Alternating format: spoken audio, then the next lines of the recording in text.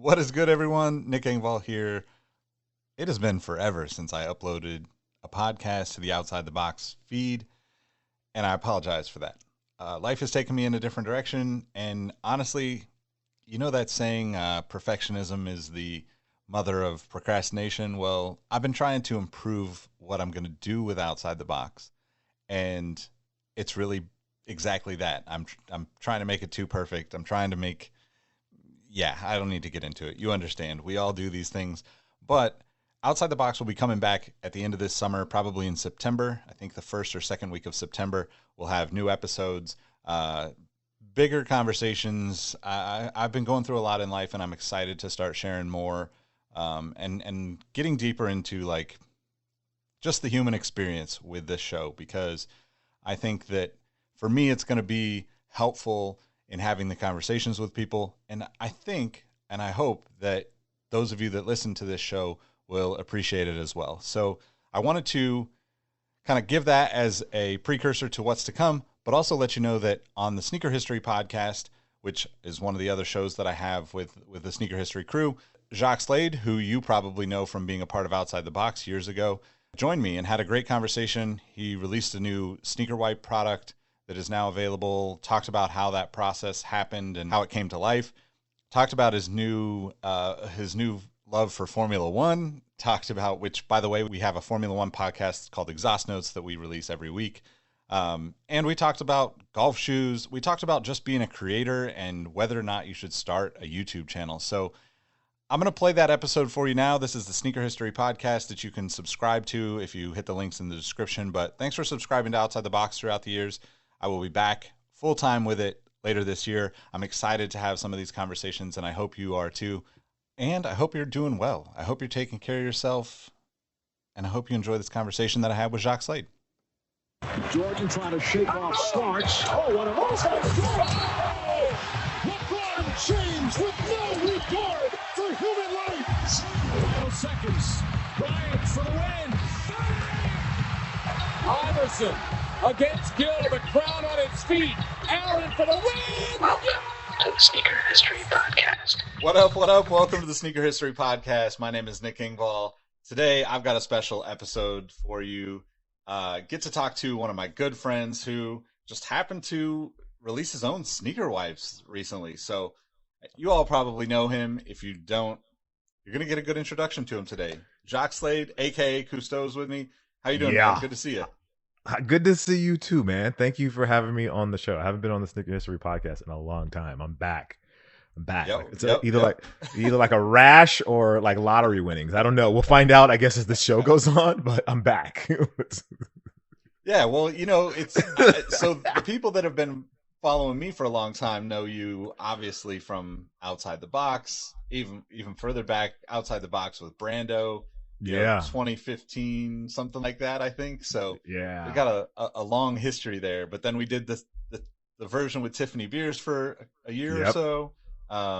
We should actually do like a catch up episode between the three of us. That would be fun. Yeah, I'm sure Tiffany would love to hop on. She's been doing a lot lately, so a lot of cool stuff. Yeah, definitely. Yeah.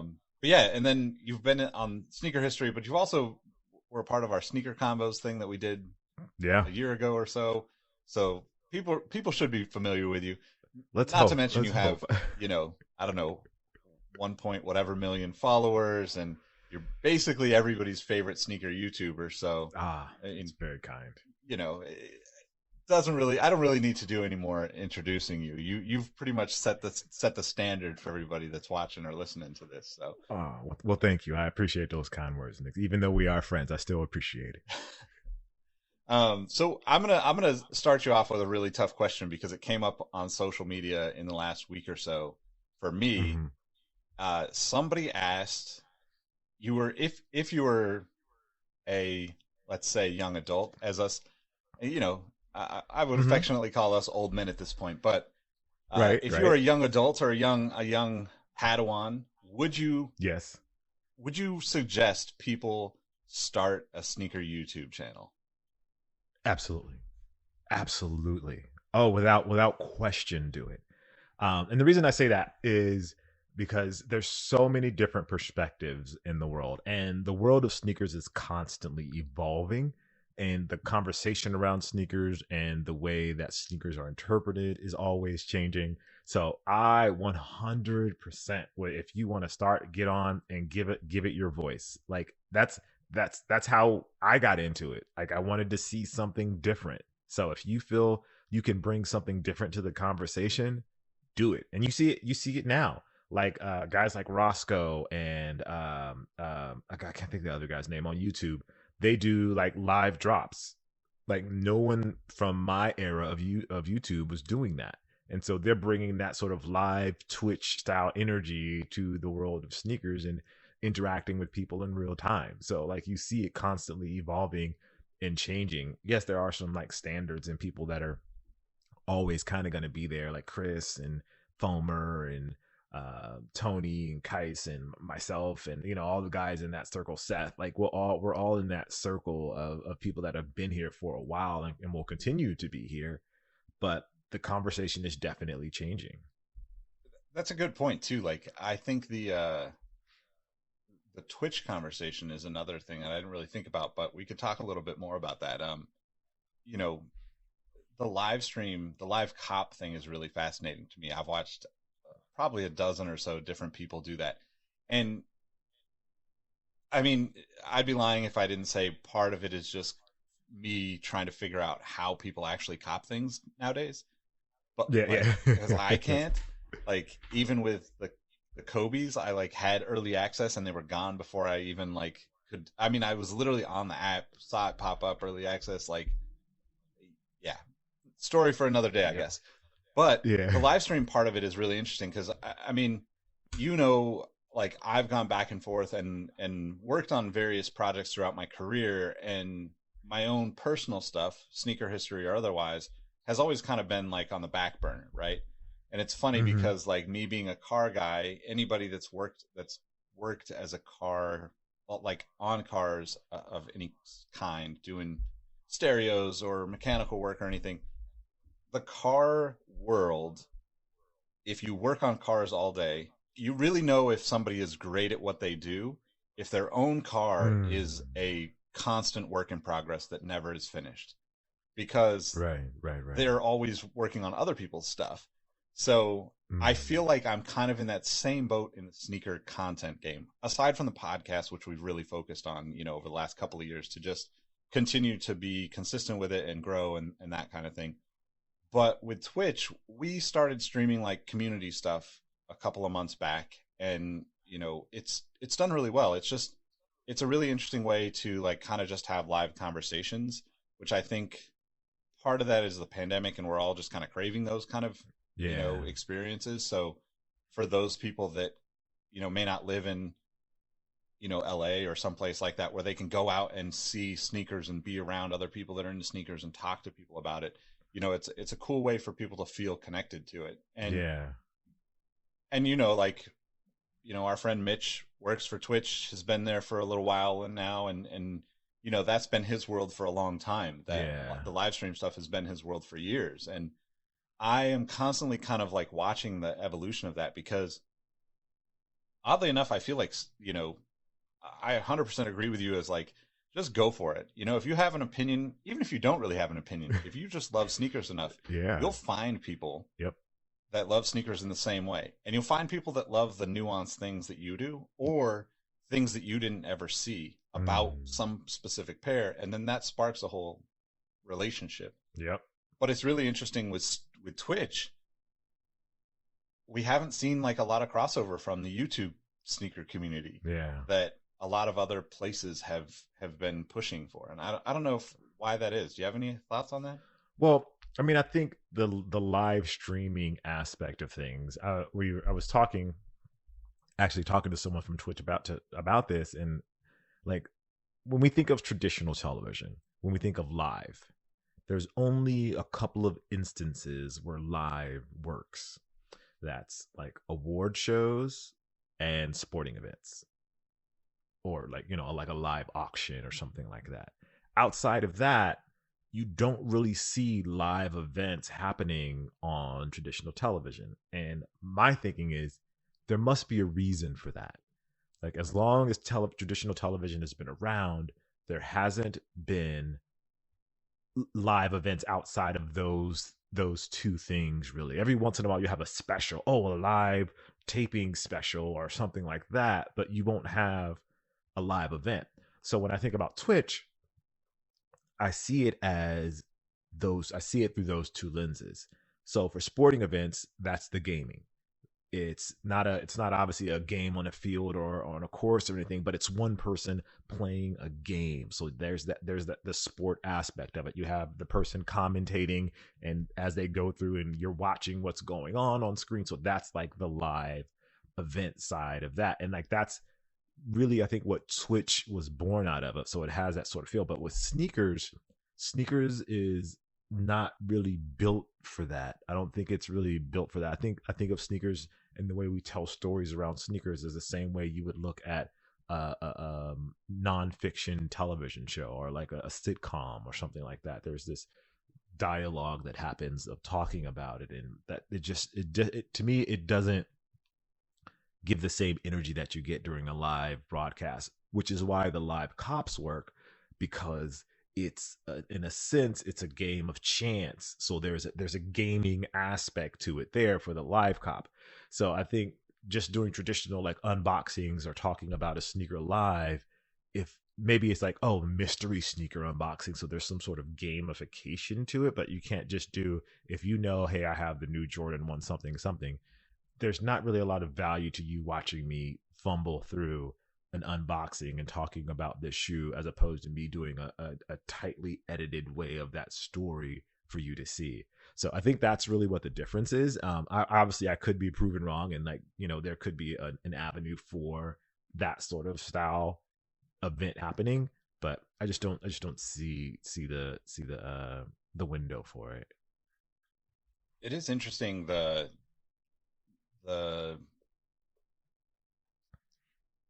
unboxing experience, I guess, is the best way to put it. And maybe this is just me being way too deep in sneakers. The unboxing experience for me on like normal pairs, let's say, it's always weird when I see people create a thumbnail that shows the shoe, because I feel like unboxing something by nature, like I'm really tuning in to see the unveiling and like your reaction. Yeah. So I almost don't want to see the shoe ahead of time. And I think, you've probably played with that with your thumbnails throughout the years, trying different things. Because I think, YouTube determines all of this stuff so differently at every different point along the way as their algorithm changes. But the things that pop into my mind are some of like the crazy unboxings you've been able to do, that are like, the package is just so over the top. Yeah. That like, even if you told me the shoe that was inside, I want to know what else is there with it, because clearly the box is, an entire ice chest or, a suitcase or something. So like that part of it is kind of fascinating to me too, because Twitch doesn't really play in that space either, right? In terms of like thumbnails or any of that stuff. And it seems like a lot of YouTubers lately have been doing a lot more live streaming and trying the live streaming stuff, at least. And I think the live cop thing is fascinating. It's not something I could imagine spending hours of my day watching somebody with that, but like at the same time, like you and I could casually have a 3-hour conversation almost any day of the week. Right. So like, if you were to have enough of the interaction there with people, I think there's like still a lot for sneakers specifically to grow into in terms of the content, the video content that's going to be out there. Yeah, the live thing is fascinating, and I definitely want to dig into it more, because I think there are fantastic opportunities there and new ways to kind of bring value to the audience there. I just haven't figured them out yet. Like, is it a like a live with Regis and Kelly sort of thing, kind of feel that you bring to the live world? You know what I mean? Like like, is it Good Morning America? Like that. Like, the news is live. Like, how do you bring that energy and still keep it entertaining for your audience? And really, I guess a part of that is also like looking at what's the definition of entertaining for your audience. For us, we grew up in an era where silence is bad when you're on television. But with live streaming and this generation, there's silence there, and it's fine. It's like, people sit there and watch, and I'm like, oh, looking something up online, like, what is that? Oh, it's this, and this.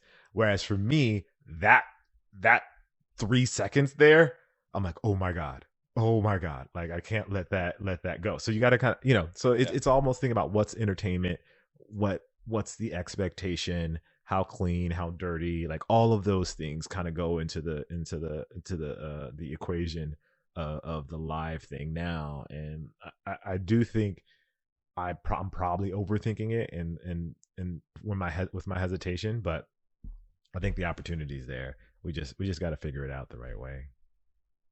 Another interesting thing that you kind of are alluding to is the rawness of a lot of the content that people watch now is just different than the way it was, 5 years ago, 10 years ago, 15 years ago.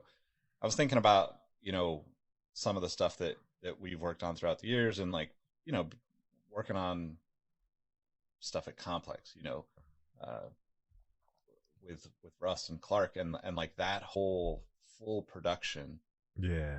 Prior to Complex even being on YouTube was it was so crazy trying to get product, right? Because the whole point of Quick Strike was to show things as they released, but you can't always get the product to show.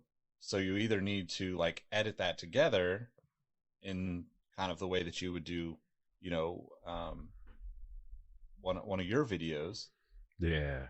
Or like you said, it's like the news thing doesn't really work, because if you don't have the physical product, or, if you're going to cut to the B-roll anyway, then you might as well edit this stuff and make it as condensed and as clean as possible, because it's easier to consume for a lot of people. Yeah. But at the same time, it's almost like people want to see, and like YouTube, I mean, TikTok is probably the most, obvious example of that at this point, right?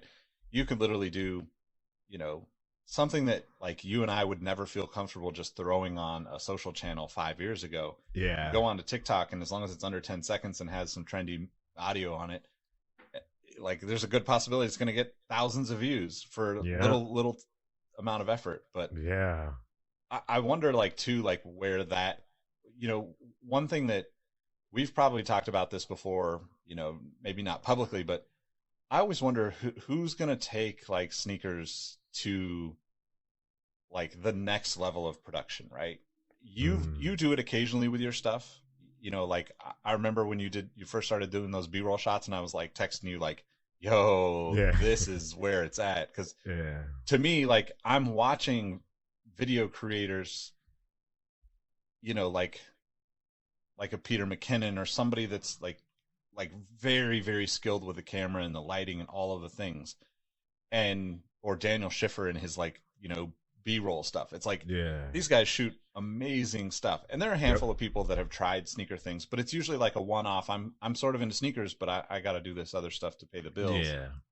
And I'm wondering like at what point does somebody step in and say, okay, let's just like everything we're going to release is going to be a 9 or a 10 quality or better. Yeah. And we're going to have, because shout out to Foamer and Buckets, like those guys have been doing a really great job with their B-roll. And there's a lot of I'm not saying that other people don't, but like it's noticeable when people are like elevating their camera skills outside of their sneaker collection. That's what I think is really impressive with sneakers.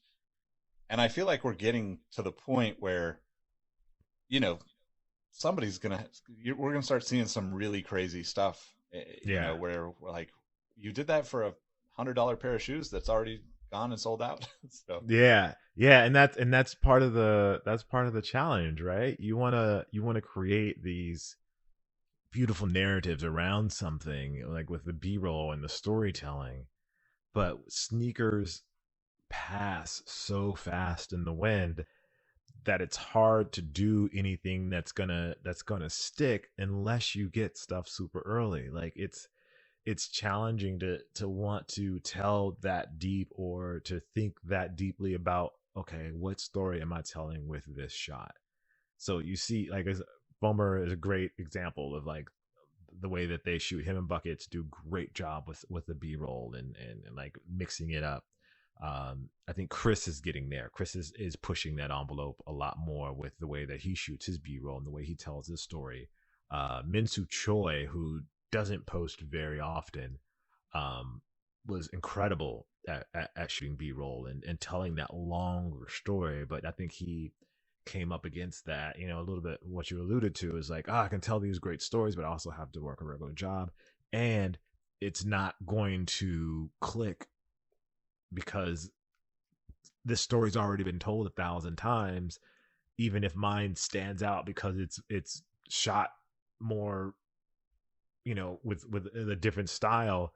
It's like they've already heard this story 1,000 times. Like it's great. Like if you see, it's almost like a movie comes out of Michael Jordan in Michael Jordan's flu game comes out.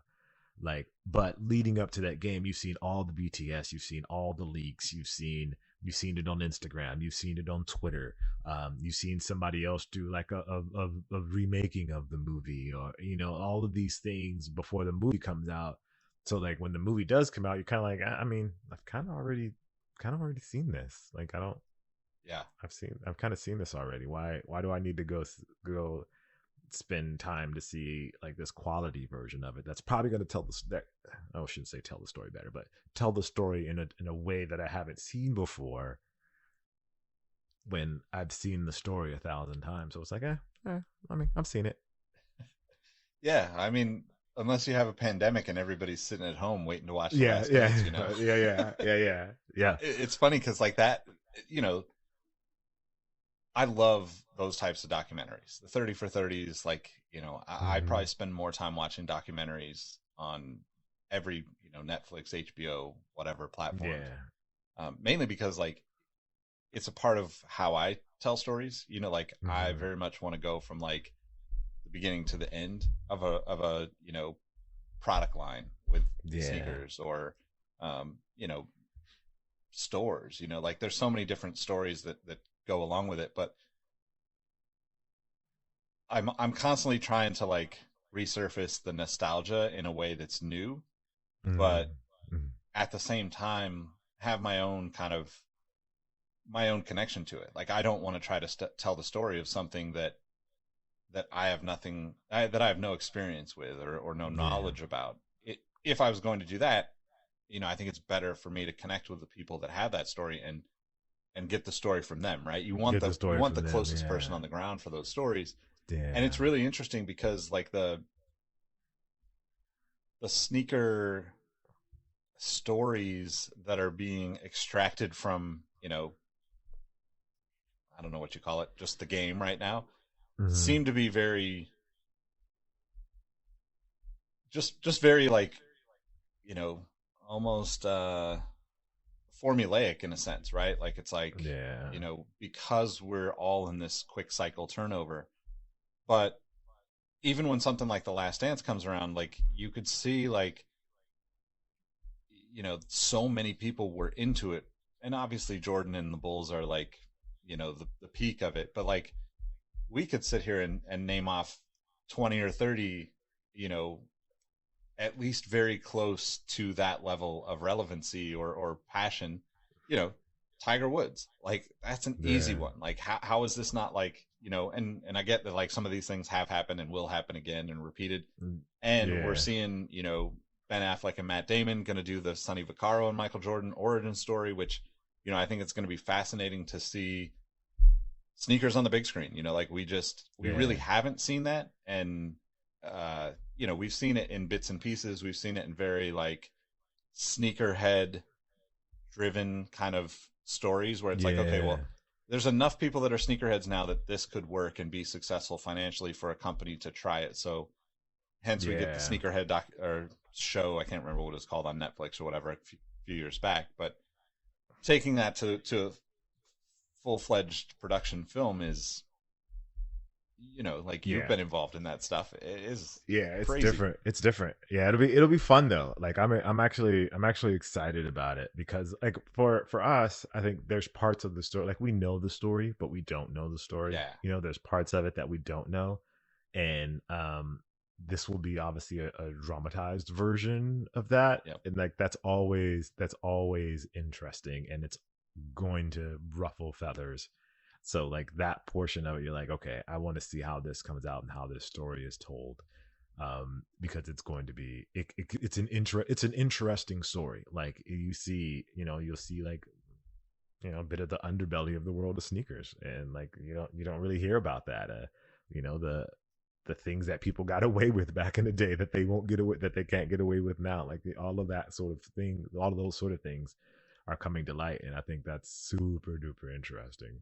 Yeah, me too. I think that, it's I think that even as somebody who has probably heard the story, read the story a dozen times over in various forms, the thing that I always kind of come back to when new stories or the same stories are presented by new people is that you and I have been on the media side, air quoting for people listening, the media Yeah, side yeah, of the sneaker world, off and on, depending on what we're doing, right?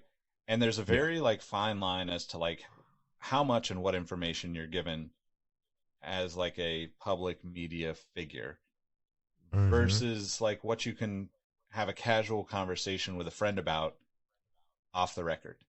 And Yep. because of that, I think that the dynamic that's created through the brands and through the people that work at the brands and all of that, all of things that come together to around these stories, to me, means that every story can be told thousands of times if the Mm. right people get involved, because you'll find people Yep. that are just passionately curious about it and need to know who Yeah. Sonny Vaccaro was, like, and to your point, like we're in the other layer to it that I'm really looking forward to. We're in this new era of college athletes getting paid, and he was a Yep. big part of making that happen. Yep. And we're going to see how all of that started, presumably, and it's going to be interesting because, like, he's from my little knowledge, never met him, never talked to him, but from my exposure to him, reading about him, and that kind of stuff, he was pretty cutthroat. Like he was a hustler. That's how he got these deals Yeah. done back in the day. That's how he got Michael to be on his side wherever he wanted to go. Michael would go with him, and same thing with Kobe, same thing with LeBron. Like he Yeah. was involved in all of these big name players, high school or even prior. And to me, that's like just such an interesting. We're just going to start Yeah. seeing all sorts of stuff. Like you said, there's a lot of drama, and it's going to be dramatized even more. I'm really really curious as to how it will come out and who's going to be in it. Yeah. Like Who's going to be in it? Yeah.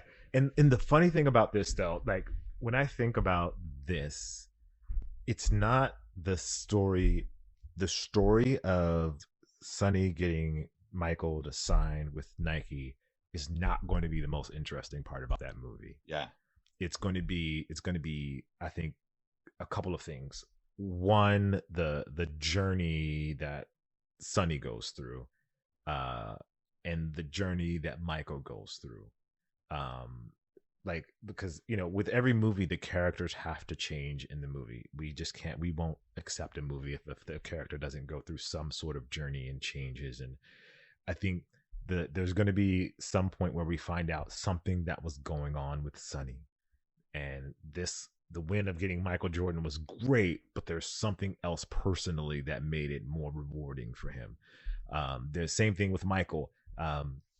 Whether it's Michael's relationship with his dad, or Michael's relationship with his mom, and his mom forcing him to get to it, or Michael seeing the relationship with his mom and his dad, with his dad being the gambler, and all of those things, like those things, those parts of the story are really what's going to make the movie interesting. We all know that Sonny got Michael to sign with Nike, and we all know that part of the story, but that's not what's going to be the most interesting part for us. It's that human journey that Michael takes, that Sonny takes, and maybe even that Phil takes.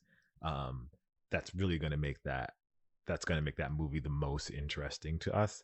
Even if those journeys are fabricated, those will be the things that I think connect us the most to that movie.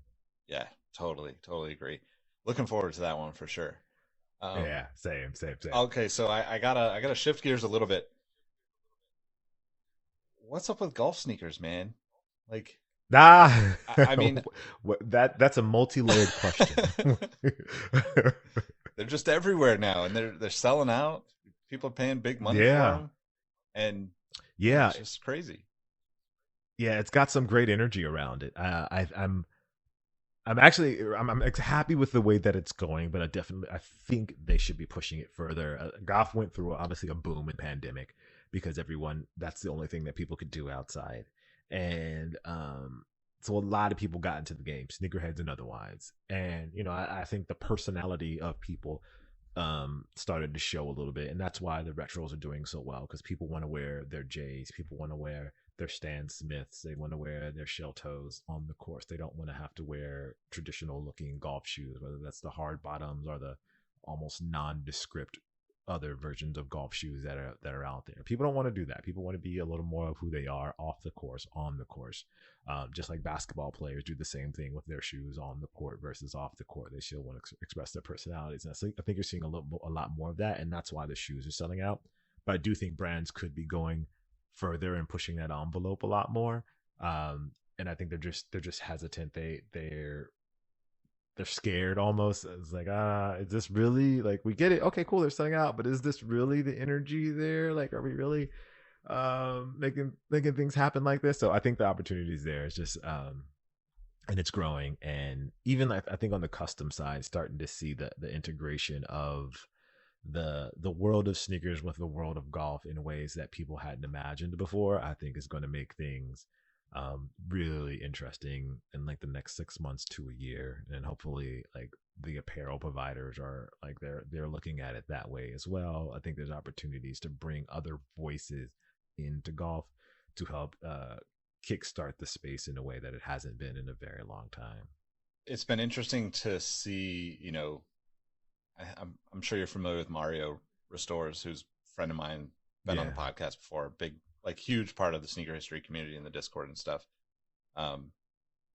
He's kind of our community motivator. You do a good job of that on Twitter, which is one of the reasons why I love following you on Twitter, because there's always the morning kind of start your day, good energy, good vibes, and he does that same thing in our Discord. So, but he's really, like, his custom business has blown up because of golf. Like, he's done a few things here and there for a friend or for a customer, and then like it just spiraled into so much more opportunity. And it's cool to see that shift of like, I want to wear something cool on the course, because like I mean, I love golf. I haven't played in years. I played I was on my high school golf team. Like, I played pretty seriously when I was younger. I'm looking at revisiting all of that too, like with like my grandfather passing, like he's the one that taught me the game, and like there's a lot of stuff wrapped up in that for me, which is not for this episode, but maybe another. Right. but like the one thing that I keep coming back to is like it's, this sounds bad, but like I mean it in a different way than it's going to come out, but like it's very surface level in the connection between sneakers and golf right now. And like, to me, it's like, it's missing the stories, it's missing the layers, it's missing the apparel, like you mentioned, like it's missing the experiences, and like the, there's like one-off things done. And I think I feel that because I feel the same thing you said about the brands being hesitant to jump into it, because they've probably tried it before and failed many times, right? Like golf has always been like an elusive thing for a lot of the traditional sneaker sportswear brands, right? Like they've all went and bought another company to be a part of it, rather than like, Yeah. you know, and I guess I would relate that to like, for sneakerheads listening or watching, the easiest way to understand that is, look, nobody in the skateboarding world originally wanted Nike or Nike SB Mm-hmm. involved in skateboarding. I mean, Yeah. I got rid of most of my Nikes at that point. Like, I was just like, F this, I'm out of here. Like, if they're going to come in and ruin this sport. But that's also like the thought process for a lot of brands looking at a Nike, an Adidas, the Mm-hmm. Pumas, the big companies that are out there that, they're involved, right? Like, they sponsor athletes and they make shoes here and there. But like, if you look at like a golf catalog, it's probably, 8 to 10 pages. If you look at even the New Balance basketball catalog is probably 20 something pages because they've got all the Yeah. different pieces Yeah. to it. I think that's something that's really interesting because we haven't really seen anybody like, one, we've seen brands like we talked about just recently, Eastside Golf and the Jordan 4. Like, that was like the you know that was the funnel. That was the connection that Nike could bring those things together through that partnership, Yeah. or Jordan, I guess, bring that together through that partnership. But then it seemed to fizzle, like it was like, well, follow up, keep the energy going, because like there's going to be, I mean, there's tons of people playing golf now that were not playing golf 2 years Yeah. ago, and the pandemic has might not be completely over, but is definitely you know become less of a concern for a lot of these people, and they're still going out there to Yep. play Yep. golf because it's a great Still sport. It's a playing. great way to escape like everything in life for a couple hours or a few hours. And I'm just wondering like what brands are going to end up doing that, because I just feel like the obvious answer is always Nike and Jordan. They got the biggest pile of money and they can always do the coolest stuff because they've got the coolest stories and usually the coolest people. But I still Mm-hmm. feel like we're missing that, like,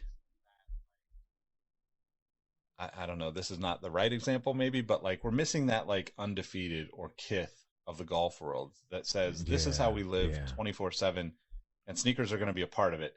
And we have this like whole Yeah. mantra and whole vibe that we carry as undefeated, let's say, or Huff with skateboarding, Yeah. right? Like those brands I those brands gave I the think bigger brands a more powerful voice, but also they empowered those smaller brands to like yeah. elevate themselves within all these different aspects of culture. I think we're kind of seeing that a little, like the very slight beginnings of it. Like, you know how they always talk about like the time of the universe, and if you think about how long the universe has been around and then how long we've been around, like that's where we are right now. um, so you have guys like Yeah. Malbon Golf that are in that space. You have Eat Side Golf. You have Trap Yep. Golf that's really kind of stepping into that space as well. You have Bogey Boys, which is Macklemore's line. And there's a couple of things out there, but they're all like, they haven't made it, they're small. You know what I mean? Malbon Golf is probably the biggest Yeah. of all of those.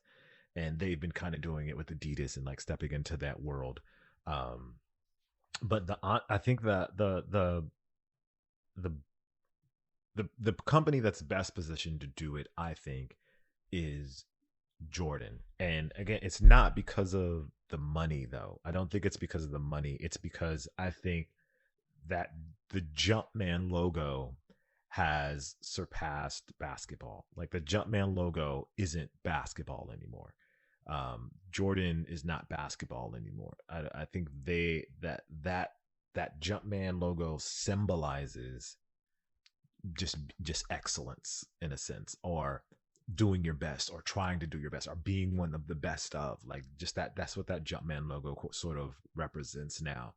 And I think they're uniquely positioned to create product in a way that speaks to each individual sport. Like you see Jordan in motorsports, you see Jordan doing the fishing when he goes during the summer when he goes to North Carolina and does the fishing thing. He obviously knows that he plays golf. You see Jordan in boxing, Jordan in football. Like Jordan's been a part of football for a long time now. It feels like almost as long as basketball. Like Jordan's been a part of football in one way or another.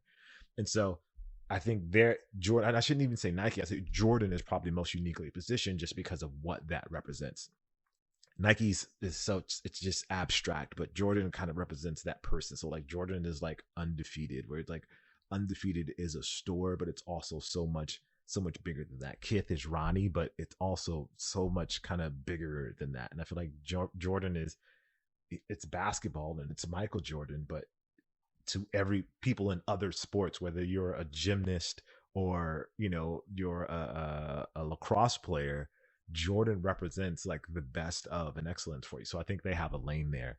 And I think brands have to be okay with experimenting, which is hard in golf. Like golf is so traditional. And so they have the opportunity, like these brands have to step outside and link with these small guys. It's cool. Do stuff with Malbon, do stuff with East Side Golf, do stuff with Trap Golf. And really like do a collection, open up your product to them, and I think you'll see the fervor and the energy that's around golf, and show you what you can do. Like Nike actually, I'm rambling here, but Nike actually kind of did the Nike Golf Club. This was maybe 5 years ago. They had like the Nike Golf Club where they made like street style product for the golf line. And it just died. Like they had that one great season and that was it. And it was like, yo, like this was good. This is good energy. Like what y'all doing? Like bring it back. Now would be the perfect time for that. Yeah. I mean, it seems like we're on the verge of that, right? Like it's only a matter of time before we start seeing, I mean, we kind of saw it, right? Like we saw like, even just like on a very like celebrity level, like Schoolboy Q and all the stuff he was doing. Right. And I think like he brought that like edginess and the apparel that he's wearing. It's like it can be street, it can be on the course, it's kind of in between. And I think that was like exciting for me to see, like, okay, cool, like let's make it look different, because like that's my biggest issue with the sport, right? Like me, like I want to wear my Giants hat and a hoodie, and like that's in a lot of places in the golf world that's unacceptable, and it's like Yep. I played in a tournament yesterday at this club in Tarzana for the Netflix is a Joke. They had a golf tournament, like a celebrity golf tournament. And the the email came like the day before the event, and it was like men, actually shouldn't even say men, it's gentlemen, should wear tailored golf pants, a collared shirt, and your hat must be to the front at all times. Then you take your hat off in the clubhouse, and ladies are to wear like skirts or pleated skirts or tailored golf pants, and couldn't wear like certain shirts or something like that. And I was just like, yo, I'm definitely breaking all these rules tomorrow. Like when I go, like there's no way I'm wearing, I don't even know what tailored golf pants are. Like, what is that? So but it's like that. Yeah, like that energy has to go. And like I get you want to keep people want to keep their country clubs looking a certain way, but I think that's all BS. That's it's gonna have to go out of the window, because the new generation is not all into that. Like we're not. I don't tailored golf. Where do you buy tailored golf pants? I don't even. I mean, and you could look at like, this is a terrible analogy of like the street version of golf, because clearly the street version of golf is mini golf, putt, right? Like. But like Top Shot, right? Like, or Top Shot Golf, right? Like that's like where the biggest consumer base is going to be, right? It's expensive to go play 9 or 18 holes for most people. So if you can go spend $20 and just have an hour or two hanging out with friends at a Top Shot, like that's going to be it's not golf in the traditional sense, but like that's the sport, that's the evolution of the sport, in my opinion, that's going to bring. If somebody spends enough time at the driving range, they can become a great golfer. Like they don't even have to play a traditional course to become a great golfer if they just practice. Like that's the thing that I think is missing. They practice and get it right. Like this, where's the like the connection between like the pro level stuff and like the uppityness of the sport and like the bulk of consumers who want to play the sport and are inevitably going to spend the money on all the products, right? Because, you know, the people that are buying golf clubs on a regular basis or buying, you know, gloves or shoes or whatever, they're not going and playing, you know, these like very hardline ruled courses very often. They're going to like the public 9, you know, the par 3 courses so they can just get around in when they got time and you know, like just to be out there doing it. So 100%. Yeah, man, it's really interesting. So before we get to talk about your sneaker wipes, I got to ask about Formula 1 and Drive to Survive because people probably don't know this about you. Daddy. Yeah. But I have go insider knowledge that you're committed to Drive to Survive and you're becoming a Formula 1 fan. So how's the journey going? Yes, I am. It's great. It's great. I don't know what the hell's going on with Mercedes in this season. Okay. So watching Drive to Survive, it's like it's good and it's bad. So like you get wrapped up in like the storytelling and the drama of it. But you kind of start to like certain drivers. But Drive to Survive is a season behind. So like I almost like so when I watched the first couple seasons of Drive to Survive and I didn't watch any F1 because I realized that it was a season behind. So like if I watched the current season, I feel like it was going to ruin Drive to Survive for me. So I finally gave in this year and it's just like I don't know what the hell's going on with Mercedes. Like what did you do to the car? Like although like Russell's doing fine. Like he's doing great. Hamilton, I don't know what he's got the yips. I don't know what it is, but he just doesn't have it. But you know, Red Bull's obviously doing incredibly well. Ferrari, Leclerc is it's like, dude, like what is going on? And so like I'm struggling with it because like I'll watch like a qualifying round and I'll watch a race, but then I'm like, damn, did this just ruin F1 season for me? And like, when this race comes up and Drive to Survive, am I gonna just be like, damn it, I already know what's happening. Like I already know. So like that's the battle that's in my head right now. Like I want to watch and I'm watching every once in a while. Like I'll catch it. Like I'm gonna obviously watch Miami, but like it just part of it is just like, oh, I don't want to watch because I don't want to mess up the show. But like also I'm realizing I don't know what's going on in the back. I don't know what's going on in the background.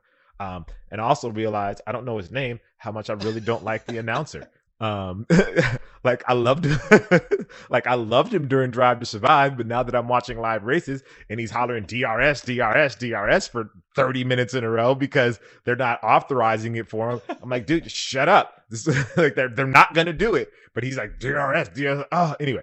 That was probably very mean, but like I realized like the dynamics of what F1 Drive to Survive was giving me versus what I get seeing it live. Like it's so much more live. There's so much more to absorb versus the show, and it's just like I feel like I realize what I'm rambling now, but I'll tell you how much I'm into it now. I feel like I realize how much I'm missing during the show that you get during the season. There's all this like nuance that you miss during the season. But then when the show comes on, like obviously they skip a lot of that stuff because they have to tell these succinct stories and all this time. So it's a lot. And I'm struggling with it right now on my fandom, whether I'm a fan of the show or I'm just a fan of the sport. And like it's hard to be a fan of the sport and to be a fan of the show at the same time because it just they're two totally, even though it's the same thing, it's two different things. So that's my F1 story. I mean, that's spot on, right? Like we, on the other podcast, Exhaust Notes, which we'll have to get you on there at some point to talk because we can get into some of those details. It's very much a different world. Like, you know, Drive to Survive is the Netflix version of Formula One, right? And it's great. It's incredible. Like I love seeing all the behind the scenes stuff and all of the things. It's beautiful. Oh my god, they and the shoot way it that it's so shot well. is amazing. It's shot Yes, like so it's just well. there's so much, and then Yeah. like the racing as a longtime fan, it's like this is one of the best years in recent years because there's like a general like there's actual question as to who's going to win this year. Where in the last few years it's been like, Yeah. okay, like we know it's going to be one of two guys or one of three guys, and it's been like that for a Yeah. solid 10 years. Even beyond that, we knew kind of it was very much like dominated by a couple of Yeah. teams, and like I'm just like I love that it's bringing new fans into the sport, right? And the reason why I brought it up Yeah. too is because I feel like golf could do a very similar thing and like bring people into the sport in that sense, right? Like it's missing that. But also like the thing about it, like with Drive to Survive, is like you get to see the guys outside of the car, so you get to see their realities, and they're like riding scooters Yeah. around the paddock, or what cars they showed up in, and like those kind of like normal things make it that much more relatable as a fan to like these guys. Like you get to see them playing soccer, wrestling around with other dudes, and like fighting and stuff, and like all the stuff that shows up is the stuff that Yeah. you don't get to see with So- sports in general, right? So spoiler alert, golf is doing one. Oh, okay. The PGA, yeah. So the PGA Tour is doing Nice. one. They're shooting it this season. It's going to show up next year. Working with the same producers, everything for the F1. So it's Nice. it's coming out. That'll be great. Yeah, I it's didn't coming out. realize that. Yeah. I just I knew about it a while ago, but yeah, they put out a press release a few months ago about it, and then oddly enough, yesterday at the Netflix thing, one of the guys there actually worked on it, and he was like, yeah, we're shooting it, and like we're following people around, and like they were at Masters, and they were at all of these events, so it's gonna be. I'm super excited. They need to get you on there for a cameo. Talk some sneakers, They don't want me on there. They don't want me on there. They don't want me on there. Yeah, I'm not. I'm the wild card. They don't want me on the show. I'm sure that they would benefit from you being a part of it, man. Yeah, it would be fun. It would be fun. One of the, maybe something will happen. We'll see. All right, so now we got to talk about got the Yeah, box right Daddy. here. The New Republic Jacques Slade sneaker wet wipes. Bam, bam, bam. Yes. This was a cool thing. This so this happened because I hopped in New Republic's DMs, like a thought, and was just like, hey boo, I got some ideas, and they actually responded, and so that kind of started the relationship there. I was actually I bought some of their wipes just to use them, and just literally jumped in their DMs and was like, hey guys, I have ideas. And it was like, well, what's your idea? And then I gave them the idea, and it was like, oh, we're gonna call you. Let's see if we can do that. And we've been working on them I sent that DM in July, and we got started pretty quickly. But the pandemic slowed everything down. Like this was probably supposed to come out like 4 months ago. Wow. Yeah, so we started in July. By like August, September, I'll say September, like we already had samples. We were kind of going through samples of like the scents and everything, and finding out like what's the consistency of the wipes, what's like the actual smell of the wipes. We did that like 3 or 4 times, got the packaging where we wanted the packaging to go, and then it was just like delay after delay after delay. It's like, oh, they're coming, oh, they're stuck in China, oh, we got to do this, oh, we got to do that. And then finally, like we had a false start probably about a month ago. We had a false start for them, and it was like everything's stuck on the dock. Like we can't even get them off the dock yet. Like they're just sitting on the dock, So that pushed things back, and then finally we were able to release them, and it's been great. Like the response has been super cool. People have been speaking of racing, I sent a box to Samantha Tan. She's a race car driver, and I saw her at a dinner last night. And she was like, yo, I actually put dryer sheets into like my racing shoes. And I was like, oh, for real? She was like, yeah. She was like, you're spot on. So it was cool. And for those that don't know, I probably should have told that part too. The wipes smell like fabric softeners, which are basically dryer sheets. For those that don't know, your dryer sheets are just fabric softeners and paper. Yeah, they smell phenomenal. They smell really good. Yeah. Yeah. And so like thank you. And so we usually used, as you know, you stuff the dryer sheets in your shoes if you have funky feet, to kind of help soak up some of that funk that you have in your shoes. And so we figured it made sense to make like that fabric softener scent on the shoes. This awesome. Maybe we should do like a collab with like Downy or some shit like that. That would be dope. Do like a Downy collab on sneaker wipes. That'd be sick. Anyway, so got that, and so we started with the wipes. Depending on how these do, hopefully we can start working with them and doing more stuff with New Republic. But we'll see. So yeah, I'm excited about it. It's cool. It has my big ass head on the box, which was a point of contention. I was like, no one wants to see that.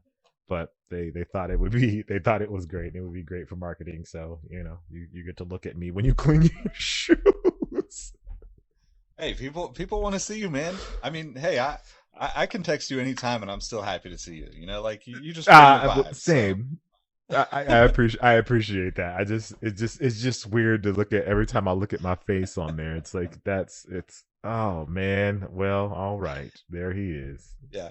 Big head and all, glasses and everything. I mean, it's not on the same level, but we just had one of the guys in the Discord community, Ian, redid our like sneaker history podcast logos. So like all of us have little characters of ourselves, right? I got my Giants hat on, a sneaker history hoodie, and I'm holding the burrito in my hand, and like it's spot on me, but it's also like it's still weird seeing like me in like that form, right? Like I don't think that ever changes. Yeah, that's so weird. Like now I think about all those celebrities that sell like facial cleaner or some kind of lotion and it's like a picture of them on the bottle like this. I'm like, how awkward that must feel now. Like this is even a real me. This is like Illustrator version of me. And it's still like awkward as hell. It's like, wow, that's all right. Well, buy sneaker cleaners. It's like clean your shoes with my face. So it is what it is, but it's exciting nonetheless, and I'm happy that they agreed to the collab and that they agreed to even put my name on it. So they could have just been like, "Oh, it's a great idea. Now we got our new fabric softener scent." Yeah. You know what I mean? Yeah. So they'd agreed to work with me. So not speaking from previous experience or anything, right? Yeah. We've never had any ideas taken before. Oh, no. Nope, you do that. Nope, never happened to me. Never happened to me. That's funny. So we talked about this a little bit. We got to figure out how to give away a box of these. Oh, absolutely. Whatever you can come up with, however somebody wants to do it, we'll make sure that they can get them a box. All right. So people can buy them on the New Republic site. I'll link to that. Yes. It's shop New Republic. There is a New Republic, which is like a magazine. Yeah. That has certain thoughts about certain things, so that's not the site where you buy them. Go to shop New Republic and just search sneaker wipes, and then my face will pop up, I guess. Yeah. just look for my face. Go to shop New Republic and look for my face, and then there you go. We'll put a link in the description, and then we'll figure out the giveaway logistics. We'll put that in the description, so there'll be a link to buy them. And then I'll put a link, and we'll just put it on the sneaker history site. So we'll figure that out, show you how to do that or whatnot. Amazing. They work pretty well, and they smell phenomenal. Because I did that same thing when I was a kid, right? Like, to be honest, this is not a bragging point. If you listen to this podcast or watch anything I do, I don't think you should have anywhere near as sneakers as I do. I think you should have 20 pairs, 50 pairs tops, and call it good. But there's a good possibility that I have shoes in the closet in storage that still have fabric softener stuffed in the toes. Because like that's exactly what I did. I was like, well, I'm not wearing these until they don't stink again. No, for real. Because some of them they hold the scent more than others. Oh man! Well, congrats. That's super dope, man. I mean, I know you've been very selective about all the things that you do with your name out there. So I'm glad it turned out so well, and it's awesome to see. It's awesome to see your face, sit next to me, even when we turn the camera off. So thank you, man. I appreciate that, and thank you for giving them a little bit of shine on the show. Of course. Well, I guess last but not least, let everybody know how they can find you if they don't know where you are. Okay. My name is Jacques Slade. I make videos on the YouTubes, on the Twitters, and on the TikToks. Sometimes I put them on Instagram as well. You can find me all over the internet at KUSTOO. Again, that's on all the places: Bumble, Grindr, Farmers Love, all those places. I'm available. So look me up, and let's link up. Cool, man. Well, appreciate you taking the time to chat with me. Thanks everybody for tuning in. Sure. We appreciate y'all. We'll catch you on the next episode. Peace.